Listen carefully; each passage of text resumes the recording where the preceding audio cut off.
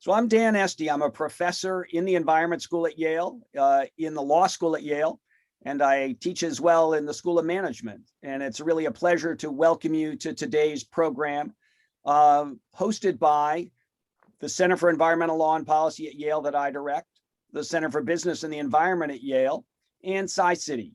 And it's really an exciting opportunity because we're going to advance two initiatives today. One in a series that the Center for Business and Environment has been doing called Author Talks.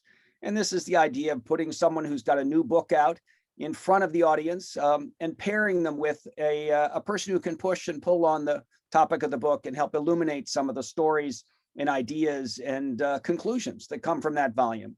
And today we have Maria Ivanova and Gus Speth to play those roles. We're also participating in what is part of the CBAY series called Climate Innovator Spotlight. And we're really trying to think in that regard about who's pushing forward action on climate change in ways that engage new ideas, breakthrough thinking, and innovation broadly considered. So this is not just innovation in technology, but in policy, in finance, in public engagement, in international connections. And all of that is something that Maria Ivanova has thought a lot about. And so too, for that matter, has Gus Speth. And so with that, let me introduce the two of them and really turn this into a conversation. Maria Ivanova is being welcomed back to Yale today.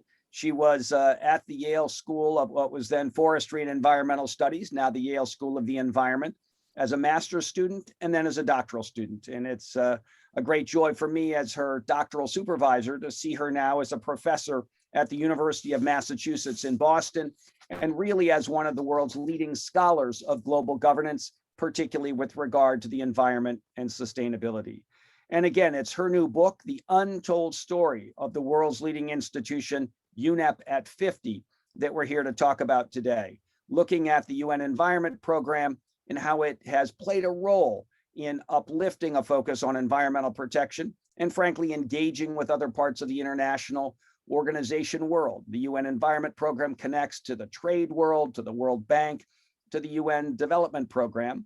And with that, let me introduce Gus Speth, who will moderate the conversation, because Gus was, in one of his many hats in a storied career focused on environment and sustainability, he was the director of the UN Development Program, administrator being the formal title of the head of that organization, one of the UN bodies that's meant to push the sustainability agenda forward. Gus is also being welcomed back to Yale, doubly back to Yale. He was here as a student in the 1960s and then went on to found the Natural Resources Defense Council, coming right out of Yale Law School in the early 1970s. And the NRDC, of course, is one of America's great environmental groups, long pushing the agenda forward, famously for the use of law and litigation to help push forward support for environmental protection. Gus went on from there to serve in the Jimmy Carter White House, ending up as chair of the Council on Environmental Quality. He went on to found one of the great environmental and sustainability think tanks, the World Resources Institute, and then did go to the UNDP, so has been in the international arena. Went from there to Yale, where he came to our environment school as dean and spent 10 years with us, and then has, in more recent years, been a professor at Vermont Law School. So it is with great pleasure I turn the conversation over to Gus and salute and celebrate Maria's new book. Thank you all for being with us today. Gus, the virtual microphone is yours. Well, thank you, Dan. It's really great to hear you say environment school, because we tried that back when I was dean, and you were one of the few who picked up on it and started calling the place the environment school long before it was legitimate. Now it's legitimate, and I thank Indy and everyone else who helped make that change, because it is important not to forget our forestry background or our forestry program, but to recognize that environment is a more encompassing and broader concept now for the full participation of the school. As one of the several ancients that Maria is kind enough to mention in her book, I must say I'm really proud of her accomplishment. And I think I have a little role in supporting her. Dan has a very big role, and we commend that. Maria, you have written an acclaimed, and I would add with some jealousy perhaps, a perfectly timed book. And so we're here today to celebrate your accomplishments, and we do. And we're also here to learn from you and hear what you have to say about where we ought to be headed in this realm of global environmental governance. So many of the world's great problems, environment and otherwise, depend on the success of global environmental governance. And a lot of global environmental governance gets back to international environmental law and the multilateral environmental agreements.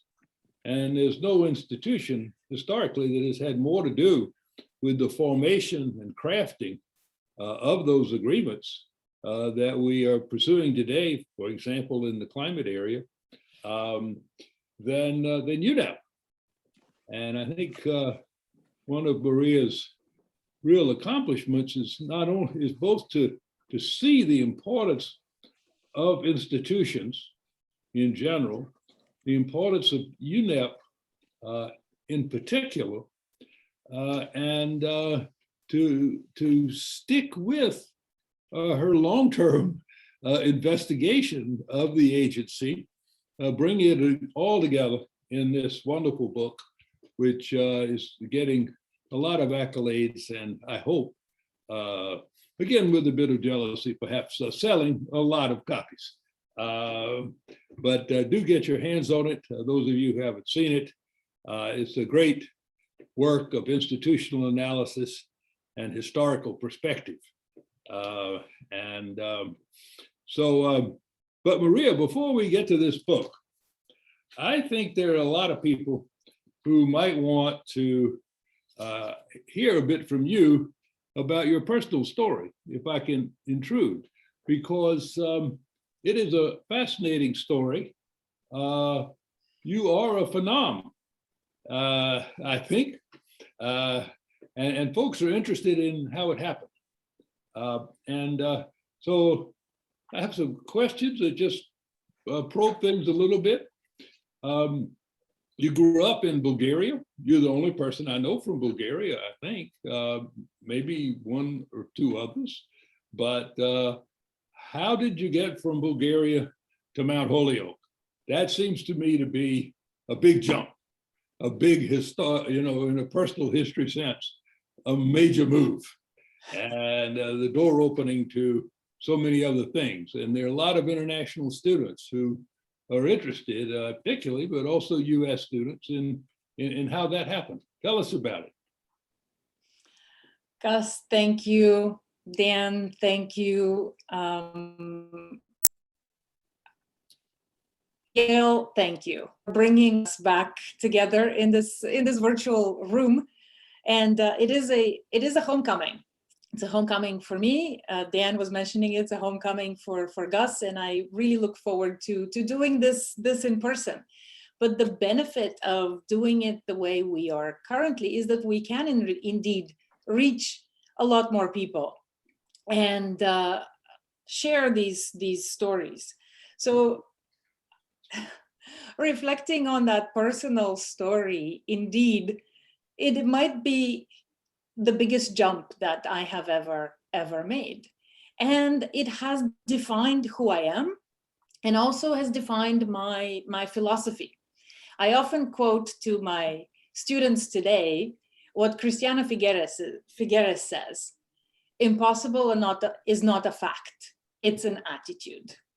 And whenever we've talked about things being impossible, I often say, I grew up on the other side of the wall in the 1980s, and nobody envisioned the Soviet Union collapsing. Nobody envisioned and indeed thought possible that we would be applying, high school students, that we would be applying to universities in the United States and receiving full scholarships to be able to study here. So this is what happened to me in 1991. The SATs were offered for the first time ever in Bulgaria. Before that, you had to go to Greece to take them. And that was like going to the moon. From Bulgaria to Greece, it's just a straight drive down, but you could not cross from one political bloc to another. And so when the SATs were offered in Bulgaria, and I was in the English language high school in Plovdiv in Bulgaria, we had a collective moment when a number of us said, well, there's a possibility to apply for colleges in the United States. Why not? I mean, it's totally insane when you think about it now. And everybody around us, including my mother, who was a professor at the university, was saying, no, it's not possible. Who would give you money to go study there? And we just tried, took the SATs, wrote applications, and wrote to a few colleges. The only guide was financial aid available to foreign students from the Peterson Guide of Colleges, by the way. Mind you, there's no internet in 1991. You have to go open up a book and check things out.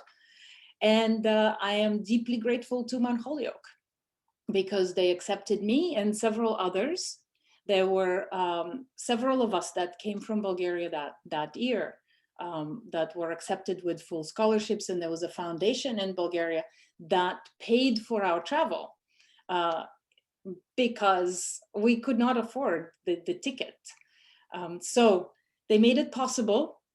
We arrived in Mount Holyoke in 1992, and academia has defined who I am and what I consider possible. And this is probably what has shaped my view of the world and my commitment and my collective commitment to education and opening up educational opportunities for everyone. And this, as Dan was mentioning in the introduction, I am now a professor at the University of Massachusetts in Boston. I am currently the director, but of the Ph.D. program in global governance and human security. But I was hired together with Craig Murphy, who wrote the book on UNDP that you know, Gus, to create that Ph.D. program. And one of our visions was to explicitly be able to fund students from anywhere in the world. And this is what's happened in that PhD program. So that educational journey has defined to a great extent who I am, because I was able to study environment as a subject. And I'm delighted to say that that's when it happened, when I was actually studying at the University of Massachusetts Amherst, because it's part of the 5-college area, with Eric Einhorn in political science, with Peter Haas in the political science department. And that shaped my substantive vision. But it also shaped that process vision of opening up education to the broader world and inspiring through education action in the policy and indeed in the political arena. Well, Maria, I would just say that of all the people I know, you are an exemplar of being faithful to that gift, of building on that gift that the world provided, and we need more of that, as you say, and I hope you'll keep your interest in that area, particularly of international education, and then somehow from that perch, you found your way to what we now affectionately call the Yale School of the Environment. How did that happen? That happened because I couldn't possibly work at that point. Usually, when students finish their undergraduate degree, we encourage them to go get a job, work, get experience, and then go to graduate school. When you're an international student, the calculus is different. It is not as easy, as simple, as straightforward to actually go out in the working environment in the United States and get a job as a 20-year-old, 22-year-old from Bulgaria or from any other international country or Right. any other country.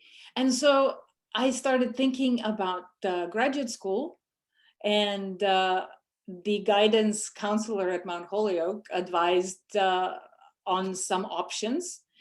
When I was doing this, my whole education, Gus, now it seems so natural and so logical. Oh, yes, I work on international environmental governance, global environmental governance. Everybody knows about it. There was no major in international environmental policy, either at Mount Holyoke at the time, so I had to study European studies and create my specialty, or at Yale. But Yale was the place where I could pursue that interest because it had 2 degrees. One in international relations, you could get a master's, and one in environmental policy through the then Yale School of Forestry and Environmental Studies. So I applied to both, got into both, and did a joint degree, and then created my specialization in international environmental policy and governance. And that's how I started working with Dan. Coming to the open house at Yale in 1996, sitting next to Dan, hearing about his projects and his work, and thinking, oh, that's what I have to do. That's where I have to go. And so it's really important to find what you're interested in, create it, even when it doesn't exist formally, but then also find the people who can guide you. And Dan was one of those people who, he came to the open house for admitted students in the master's program. He said, here's what I'm doing, and I lead the Yale Center for Environmental Law and Policy. And if you decide to come here, you can be my assistant, my research assistant. I was like, sign me up for that. And so that's how I ended up at Yale doing the joint degree. So creating this international environmental policy focus. And then because of the Yale Center for Environmental Law and Policy, we could be exposed to doing research, working with faculty, and working with the outside world. Dan had a number of projects arguing for a global environment organization, and that's how my trajectory began. Well, it just underscores the importance of faculty mentors like Dan and like others. You tell some of the story, particularly a recent story at Yale in your wonderful book, in the preface to the 50-year UNEP at 50 book. And I thank Dan for helping you along and getting you started on this trajectory, because it has produced an extraordinary work, and one that I want you to talk about a little now, if you will. I'm struck by something you said in the basically in the book and repeated in your succinct article in Nature, referring to UNEP. You said its influence is waning just when it is needed most. And also in the book itself, you pointed out that UNEP has unmistakably made significant strides, but is not duly recognized for its past and present accomplishments. It suffers from a lack of credibility, especially among developed countries, where not only the public, but even environmental experts ignore or are not aware of UNEP's work. Many of its challenges are due to limited capacity, connectivity, and credibility. And so we're facing at 50, an institution that has challenges, but as you say, is needed now more than ever. Talk about how we got to this situation and where do we go from here? Now that's a long-winded question. I might break it up a little bit, but you start in on it anywhere you like. And feel free to interrupt me. It's challenging in the Zoom environment. Sometimes I don't want to go on for long, so feel free to interrupt me, Gus, and take me in a different direction. But this perhaps speaks also to your point of this book being timely. It's not by design, it's perhaps by procrastination and taking a long time to do what I thought was necessary. So it has taken me a long time to get this book out, but I have been working in this field trying to understand the issues that you articulated. What has worked, what hasn't, why, and what can be done about it. And in that process, as a researcher, we tend to go into doing more research, meeting more people, talking with more functionaries of UNEP or leaders of UNEP. And this is why finally I called the book The Untold Stories of UNEP, because I've been able to connect with so many people who told their story within UNEP, outside of UNEP. And this is a collective portrait. The choir of voices has come into this book. And so as a researcher, I've been exposed to a lot of the theory about international organizations, where we have a certain view of why countries create international organizations, why they allow them to be effective or not, what that means, and how countries behave within those settings. And some scholars of UNEP will say it's been incredibly successful. And some will say it has not been successful at all. And it is this tension that actually motivated me and made me look into all of those different stories. And I think that even though UNEP has been quite successful on many accounts, that it has resolved one of the key global problems, the ozone depletion, right? It is UNEP's story to be told. It is not known in the broader world. And as I point out in the book, in the passage that you read, I was struck that especially in the developed countries, we're not aware of that work. We are not celebrating it in the way that it needs to be celebrated, but also pushed with a bit of criticism and say, oh, but you could do this, or you could do something else. And I mean, Gus, you were critical in me and so many other students at Yale actually taking a deep dive into UNEP. Because let me interrupt and mention a story yes. which corroborates what you're saying so vividly, at least to me personally. When I was the head of UNDP, I would trek down to Washington to try to meet with members of Congress and others who were funding our program. And when I would go to Germany, I would meet with senior people, foreign ministers, members of the Bundestag Committee on International Affairs. And I'd go to Washington, and I would be lucky to get to see any kind of congressman. And when I did, I was appalled at how little they understood about, even people on the International Affairs Committee in the House, for example, how little they understood about international institutions. I mean, it just is a very insular perspective on the world.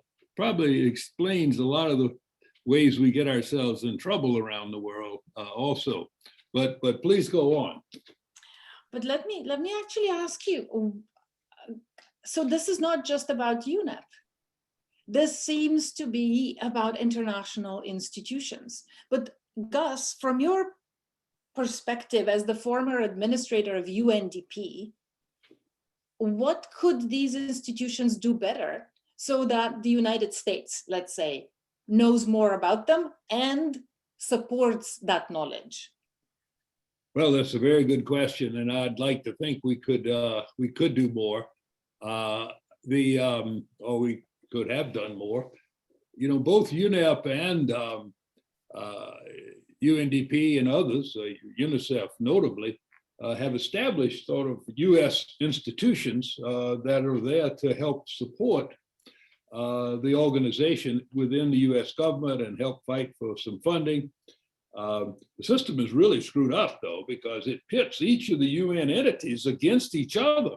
The Congress will create this ball of funds for the whole operation, the UN and others, and then the agencies are left to sort of squabble about who gets the most or who gets funded. And then you have problems weighing in, like the so-called Mexico City policy, which block US funds for international operations that might have something to do with encouraging abortions and choice. So it's not a good system. The agencies, we have tried, but we haven't done enough. And I think it would be very helpful to have a certain amount of leadership coming from the top. In this case, now from the Biden administration, for example, calling attention to the roles that these organizations play and the roles that they can play in helping him, for example, his administration move forward with their agenda. And I think there's a lot more that could be done, for example, by the foundation community, by the media, and others to draw attention to the work of the UN and other institutions, working internationally. So it's a challenge, and it needs to be met because these institutions are so essential and so undernourished, all in all. You point out in your wonderful book the decline in the core funding at UNEP, for example, and the pattern, which I'd like you to talk about, where the funding agencies and others have contributed to the sort of fragmentation, the sort of project by project, projectization, we used to call it sometimes, and look to their special little, not little always, but special piece of the puzzle as the thing that they want to concentrate on and get reports on its success, et cetera.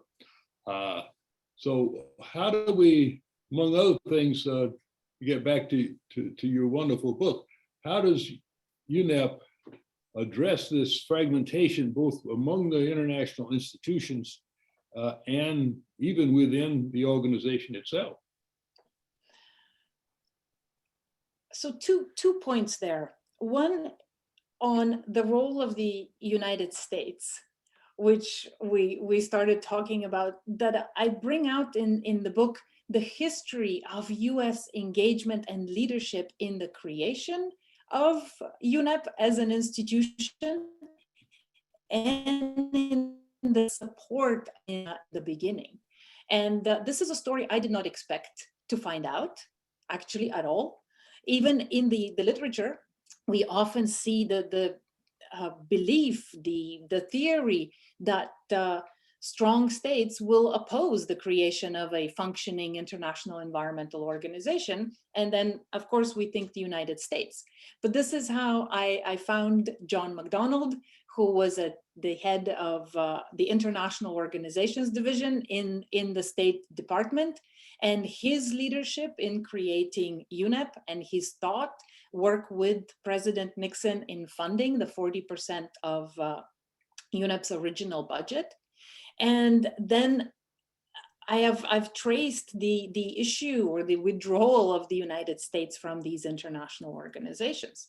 Right. And that leads to that second point of the projectization, the fragmentation of financing, and indeed of priorities of member states. Because the history of UNEP shows the priorities of the global community in the early 1970s for collective action, for global collective action, and creating an institution as an instrument toward that goal.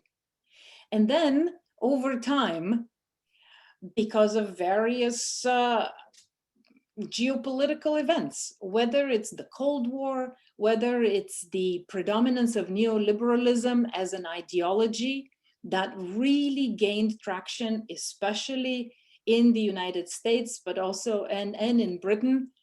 Countries started pulling out from these collective commitments. And when economic growth became the be all and end all ideology, the United States withdrew. And with it, then you have the effect that we've seen with other member states.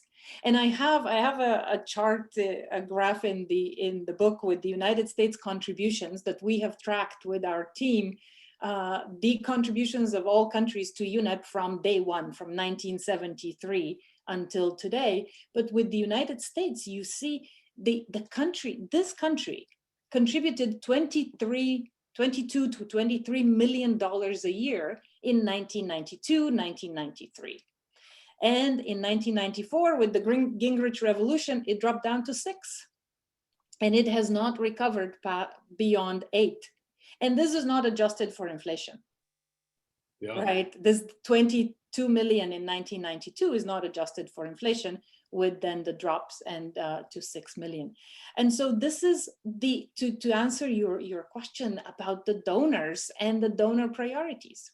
And so a lot of UNEP's troubles in a way are because donors want to plant the flag of their particular country to particular projects. And I'm sure that you've experienced that with UNDP and in other UN agencies. And at the same time, the narrative is, we want to resolve global environmental problems. UNEP, you need to do better. Oh, UNFCCC, you need to do better. And all of the conventions, you need to do better. And so this is, in a way, my argument for UNEP reimagining its role and rethinking how it does better in that context. Talk about that a little bit.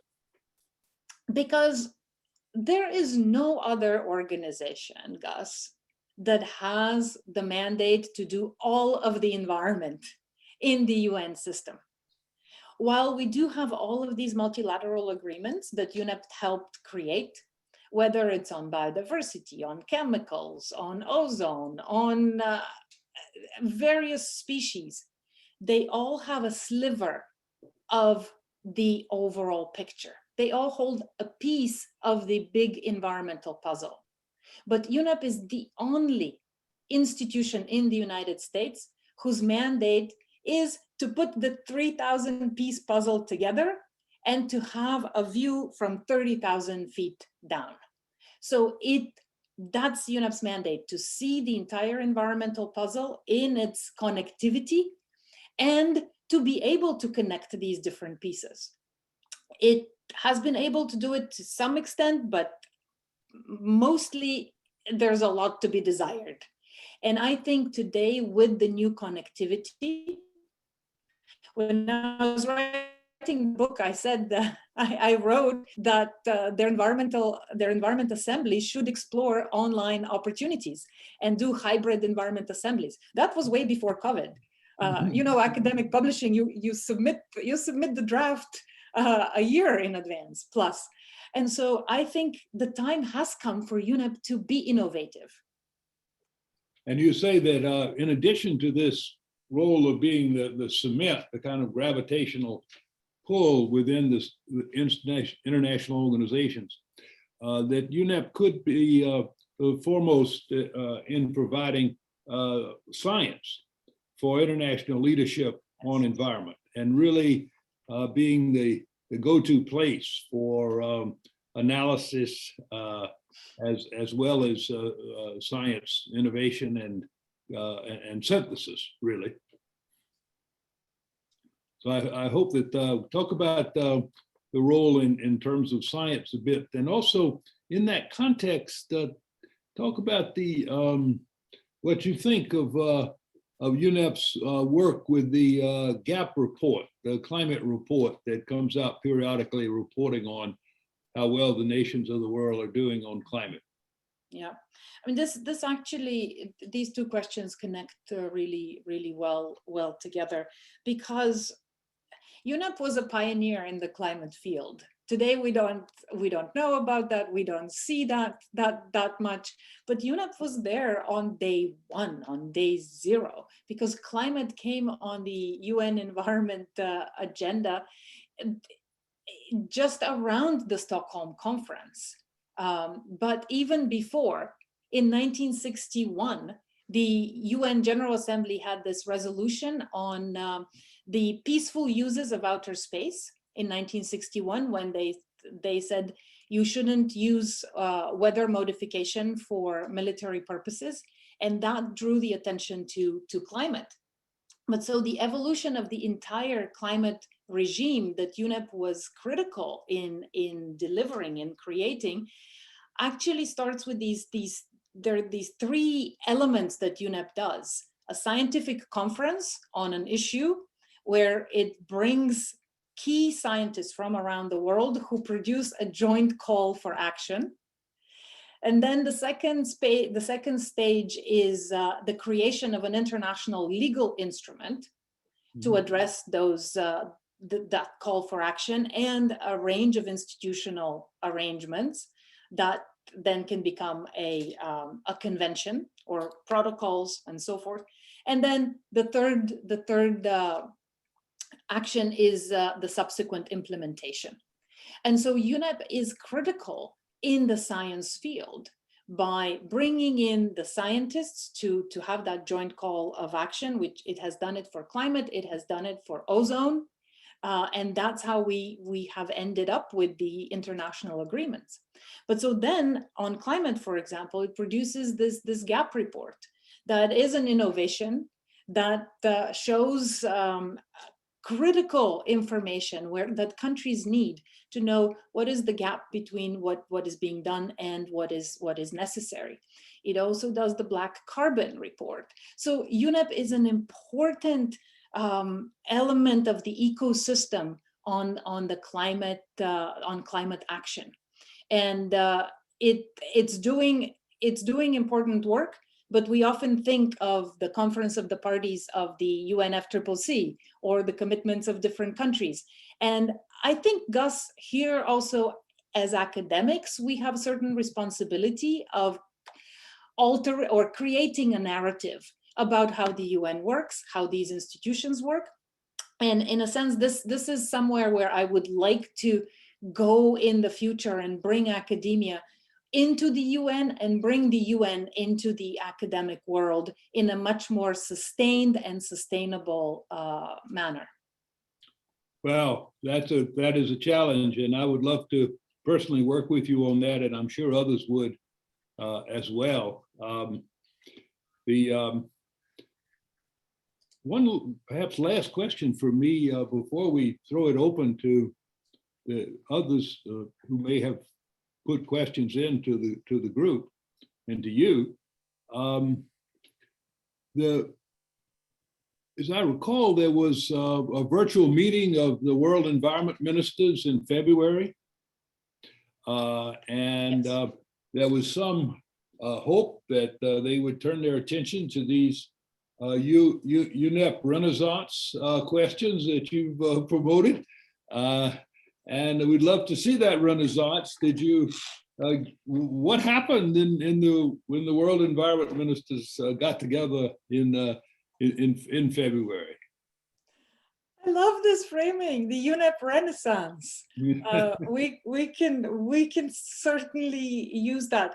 And this brings us full circle to the beginning when you said this is good timing, because this book, Reflecting on UNEP at 50, is indeed, it's my contribution, it's my attempt to look at the past 50 years, because anniversaries are time when we look at what has worked and what we need to change, and institutions will continue on. We celebrated the 100th anniversary of the International Labour Organization in 2019. So I would like to see UNEP at 100, and we could just imagine what that would be. In terms of, well, I hope we're around. Well, we won't be, but we might be in the books about it. But what happened in February, it was the first virtual UN Environment Assembly with the ministers from around the world, but it was UN Environment Assembly 5.1.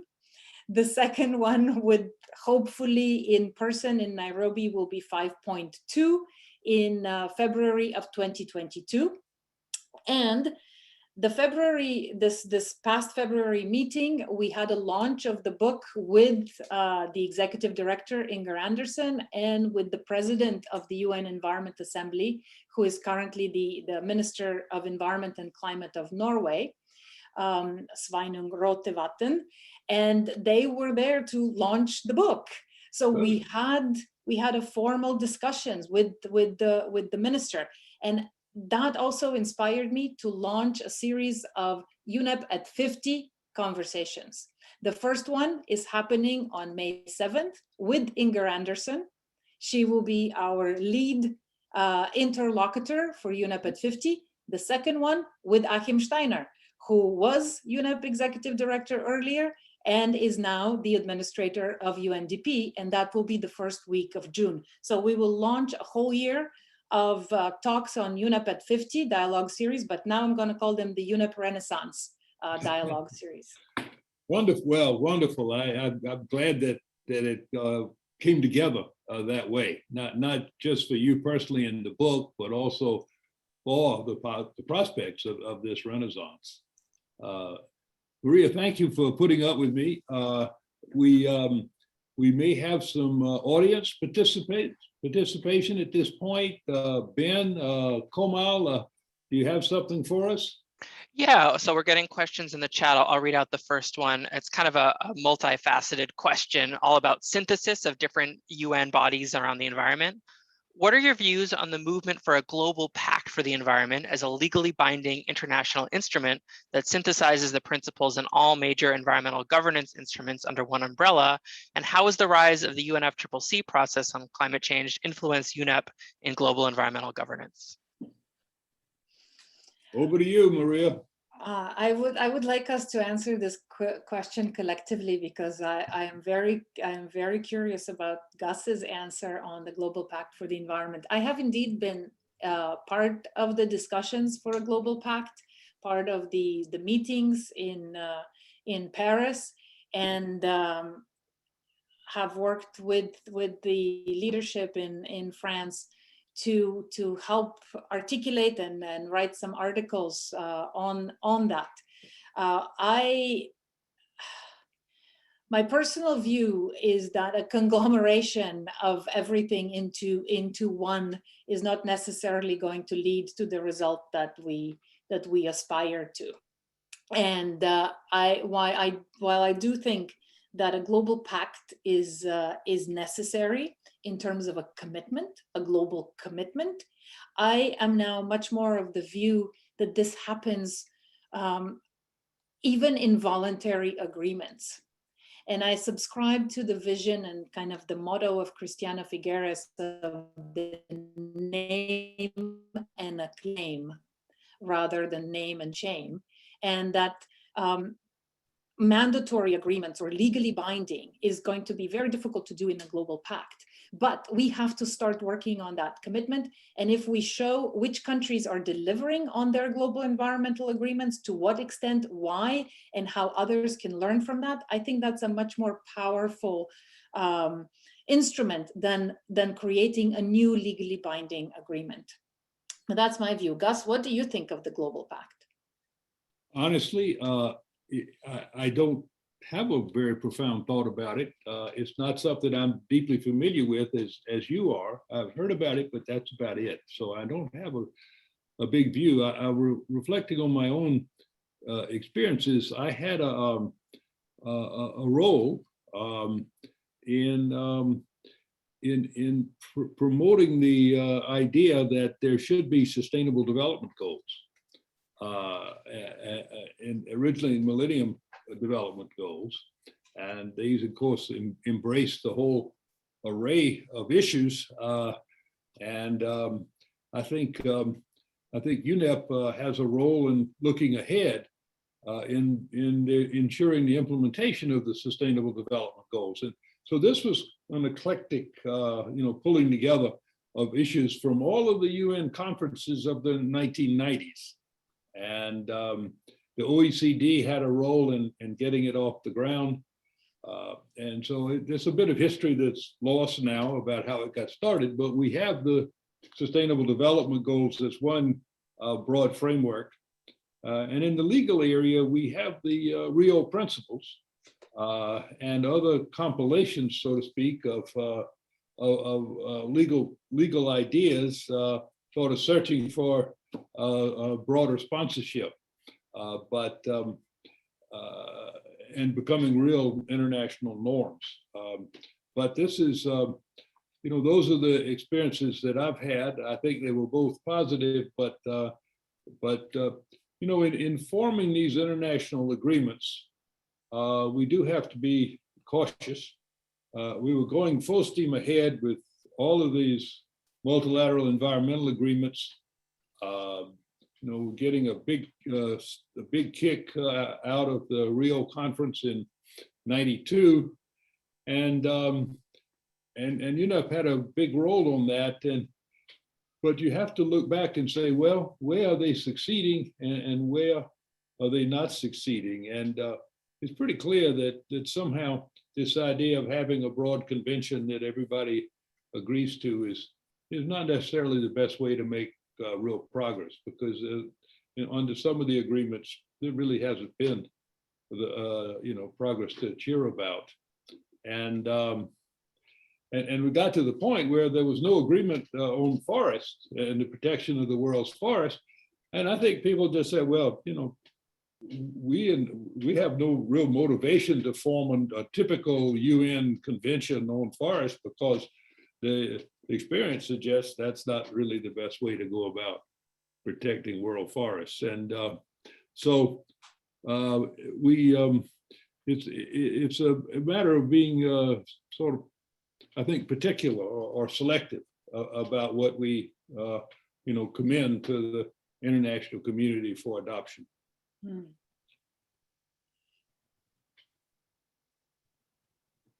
I think we can move on to another question from the audience.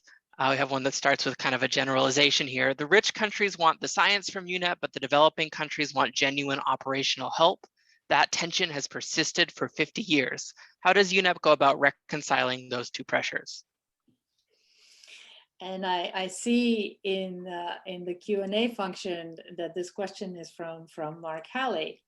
And Mark is one of the choir of voices, or is in the choir of voices in this book, because I start here with a cast of characters, with all the people that I have interviewed, that have contributed. And Mark has been very important in my various conversations about UNEP. So Mark, yes, you're right. There has always been a tension, and I try to articulate this in the book, and I'm not sure I have an answer for that, but the answers to these change with the different context. And I think we are now at an inflection point. And as Gus was saying, if we want a UNEP renaissance, we have to come together and talk about these issues. But the tension is indeed that developed countries have wanted UNEP to be normative, and developing countries have wanted UNEP to be operational. Gus and I have had these discussions actually for many years, and I think we hold different views. My views have changed over time, and my understanding and indeed conviction now is that if UNEP is to be grounded in Nairobi as one of only 2 UN agencies headquartered in a developing country, in Nairobi, it has to have operational work. And this is where Gus has pulled me a number of times and said, no, I think it should have only normative work. So Gus, how do you answer Mark Halley's question? Well, I don't want to argue with you on your you were the focal point here and have thought about it so much more than I have, and certainly more recently than I have. No, I was, my position had been, that the UNEP should do, overwhelmingly normative work, which is to try to set the norms, the rules of the road on environment, to provide the leadership for what were the priorities, and to provide the science and the background and the policy analysis that could feed. And it could be done at the country level, helping out with those issues at the country level.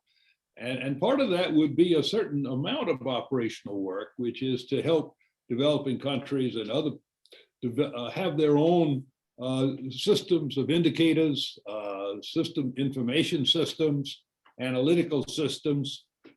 That type of normative work, I think, is all to the good. And advisory work on priorities at the country level, I think, fits that normative definition that I've maybe expanded. But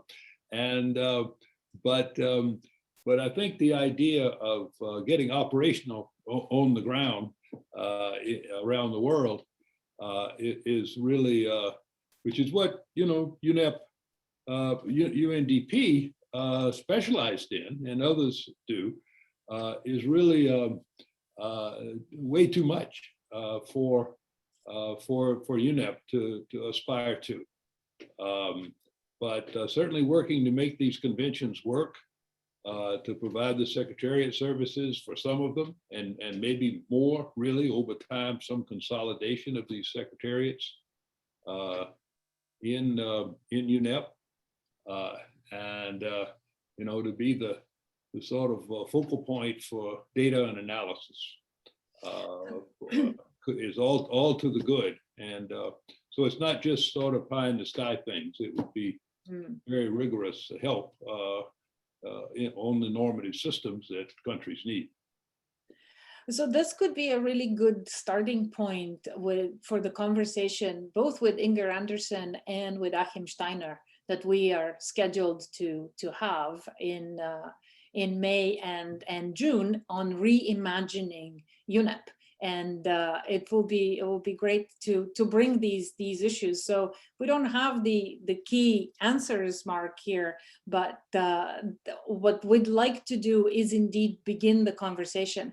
And I think now is the right time to have a much broader conversation and engage academic institutions in that reimagining of environmental multilateralism. I'd love to be a fly on the wall, hearing those two and you discuss those issues.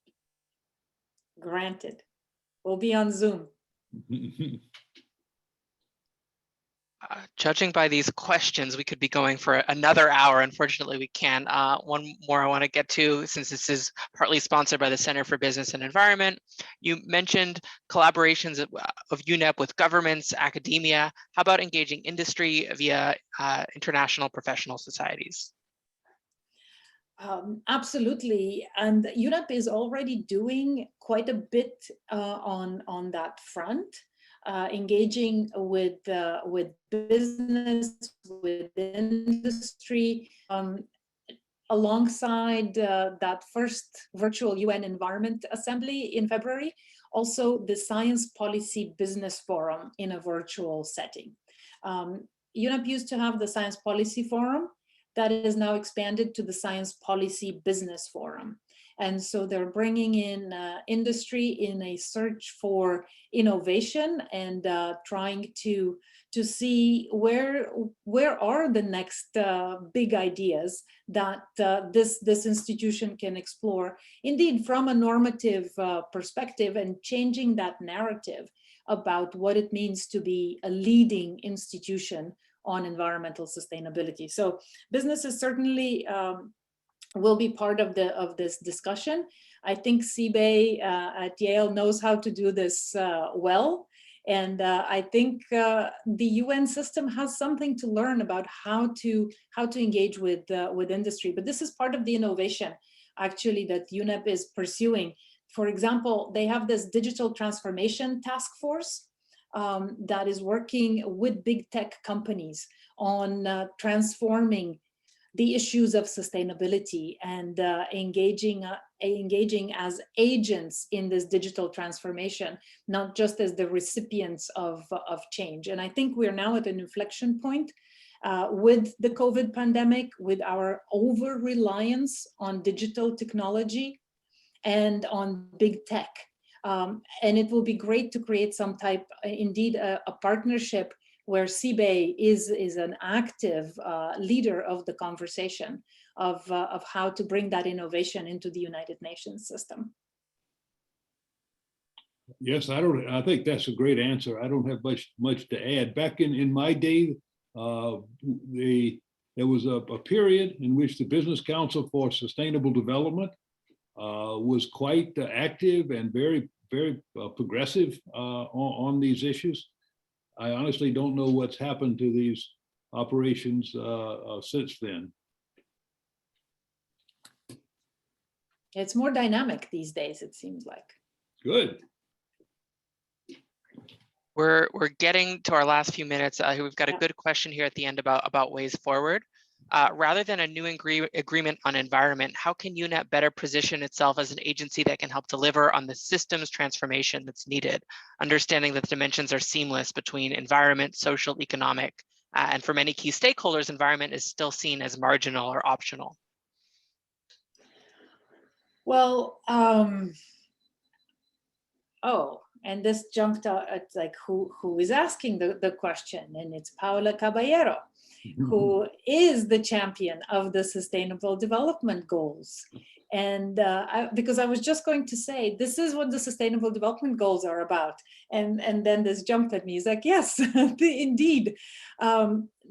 Sustainability indeed is that narrative about bringing these dimensions together. And I have to say that I'm very happy and to have seen that Achim Steiner moved away from the narrative of the 3 pillars of sustainable development to the dimensions of sustainable development, while he was still UNEP's executive director, because the pillars were a form of expression that did not lend itself to any integration whatsoever.